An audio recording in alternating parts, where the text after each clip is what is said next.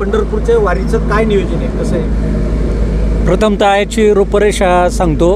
हरिभक्त परायण ज्ञानेश्वर महाराज कदम उर्फ छोटे माऊली यांचा राजुरी या ठिकाणी एक कार्यक्रम होता कीर्तनाचा, आणि त्या कृतज्ञता सोहळा होता ओतूर या ठिकाणी कार्यक्रम झाला त्याचा, आणि त्याच्यामध्ये पंढरीच्या वारीचं महत्त्व सांगणारा अभंग महाराजांनी घेतला होता.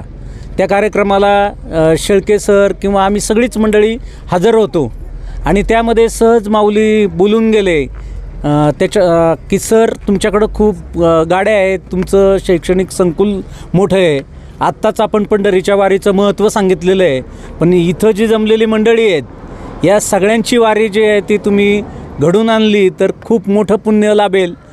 शेळके परिवाराने या गोष्टीला लगेच होकार दिला, आणि अवघ्या 5-6 दिवसामध्ये नियोजन झालं. आणि प्रथमतःच परवाच्या दिवशी पहिला टप्पा जो आहे तो पूर्ण पडलेला आहे, आणि त्याच्यामध्ये राजुरी, गुंजाळवाडी, रानमाळा, त्याचप्रमाणे इतर गावातील लोक जे आहेत ती जाऊन आलेली आहे. आज दुसरा टप्पा जो आहे तो पुरा पडतो आहे. एक अर्धा-पाऊण तासामध्ये आपण या ठिकाणाहून निघणार आहेत. त्याच्यामध्ये आणे, शिंदेवाडी, नळवणे, पेमदारा, बेल्हे, साकुरी आणि मंगरूळ या गावातील सगळी मंडळी जी आहेत भाविक भक्त ते निघत आहेत. 43 गाड्या आज असणार आहेत. काही जीप गाड्या आहेत. कार्यकर्त्यांचा संच आहे. पहिला टप्पा जो आम्ही जाऊन आलेलो आहेत त्याच्यामध्ये देखील 43 गाड्या होत्या, आणि एक विशेष बाब म्हणजे अगोदरच आपण आचार्यांच्या 4 गाड्या पाठवलेल्या आहेत. साधारणपणे एक 14-15 जणांची टीम आपण त्या ठिकाणी पाठवलेली आहे. या ठिकाणी पहाटे ज्या वेळेला भाविक सगळे जाऊन पोचतात त्यावेळेला लगेच नाश्त्याची सोय केलेली असते.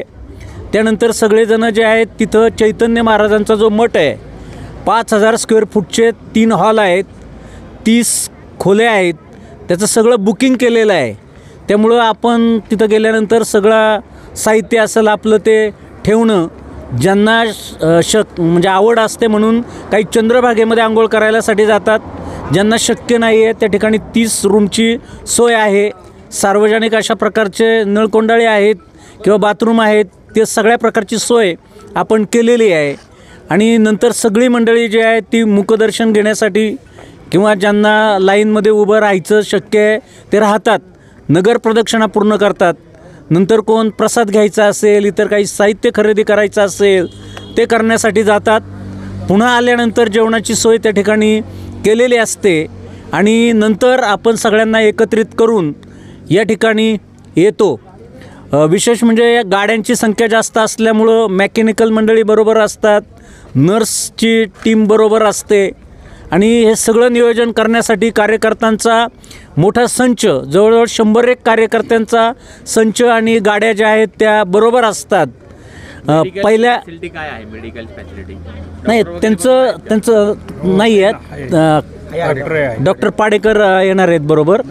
विशेष म्हणजे त्यांच्याकडं स्वतःचं हॉस्पिटल असल्यामुळं सगळ्या प्रकारची औषधं जे आहेत ती बरोबर घेतलेली आहेत, आणि नर्स ज्या आहेत त्या गरज लागेल त्याप्रमाणे त्या पुरवतात. आम्ही गाड्यांमधून स्वतःच्या अनेक वेळा मित्रमंडळी जे आहे ते गेलेलो आहे. तो आनंद वेगळा.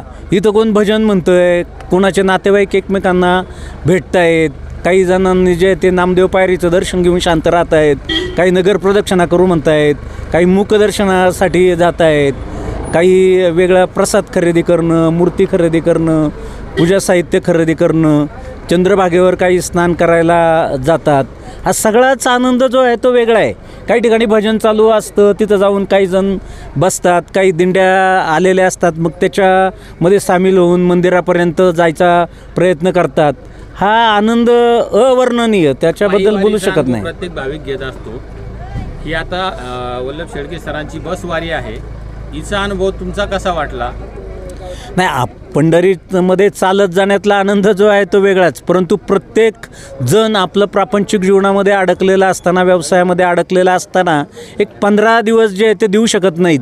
पण ही वन डे ट्रिप असल्यामुळं आपण समजा रात्री निघालेलं आहे, उद्या संध्याकाळी येणार आहे. 24 तासामध्ये काय होतं, काहींचे दूधधंदे असतात, काहींची मुलं शाळेमध्ये आहेत, तर कुणाचं शेतीतलं काम आहे. मग अशा मंडळींसाठी ही वन डे ट्रिप जी आहे, वारी आहे, ती नक्कीच चांगली आहे. आपण कमी वेळेमध्ये येऊ शकतो. सगळेच जण जे आहेत ते पायीवारीमध्ये नाही जाऊ शकत, त्यांच्यासाठी हा शेळके साहेबांनी छान नियोजन केले, आम्हाला आवडलं आणि आम्ही पंढरपूरच्या वारीला निघालेले आहे. याचे बांगरवाडीच्या महिला आहेत, आम्ही सगळे म्हणजे मिळून पंढरपूरला निघालेले आहे. चांगले नाव शीतल संतोष बिचारे, आम्ही बांगरवाडी गावचे आहेत. शेळके साहेबांच्या रूपात आम्हाला विठ्ठलाचे दर्शन लाभले. त्यांच्या रूपात आम्हाला विठ्ठलच दिसले आणि त्यांना आमच्या सगळ्या महिलांचा खूप खूप आशीर्वाद लाभो. असा योग कधी आला होता तुमच्या? नाही, पहिल्यांदाच आले असा योग आम्हाला. कोण कोण चालले तुमच्याबरोबर अजून घरातले? मी एकटीच आहे. आमच्या सर्व आजूबाजूच्याच महिला आहेत. काय यावर्षी विठ्ठलाकडे काय मागणं लागलं? चांगला पाऊस पडू दे आणि सर्वांना सुखी समाधानाने ऐश्वर्याने जगू दे.